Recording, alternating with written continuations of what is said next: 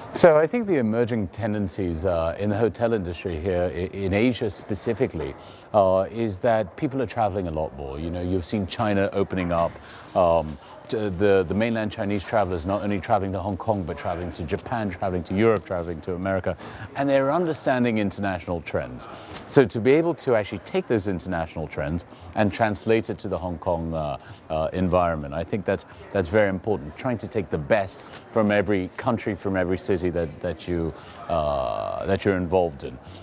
The other thing is the decrease in size of rooms. If you look at the millennials, the generations X, Y, Z, they're living in a very different way. They arrive in a city, for example, they don't stay in the room, they don't need a desk, obviously, to work on. The TVs are not necessarily as important because they're always traveling with their communication device, their tablets, their phones, their computers, and they spend much less time in the room. You know, they want to go out and experience the city and understand what that place is all about.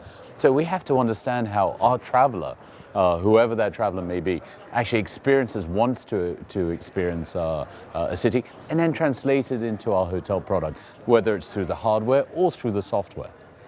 Digitalization is a word that we've been talking about for a long time. You know, we live in a digital world, which is an amazing thing. Older hotels have to adapt to that digital world, and the capital expenditure that's required to upgrade those older properties into to become. I mean, we're not talking about Wi-Fi here. We're talking about, for example, checking in with your smartphone, opening your door with your smartphone.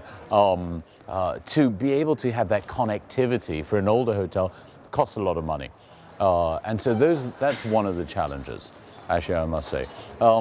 And another one is, you know, your traveler is evolving much quicker than they all evolved 20 years ago, 30 years ago, 10 years ago.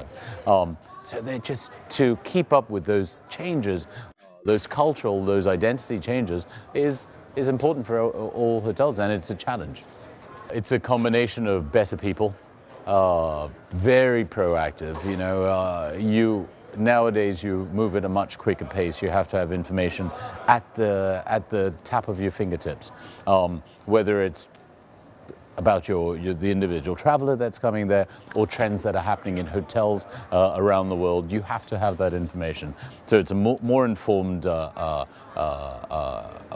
workforce, better information, and just the quickness of feet. You've got to move quickly.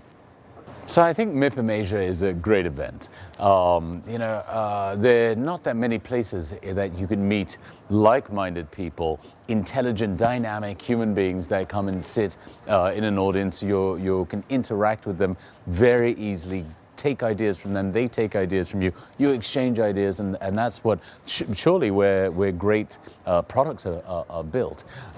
So I believe in the setup of MIPIM Asia. It's not a big conference which it becomes impersonal. It's a very personal, smaller scale, dynamic environment. And I think we should come back more often.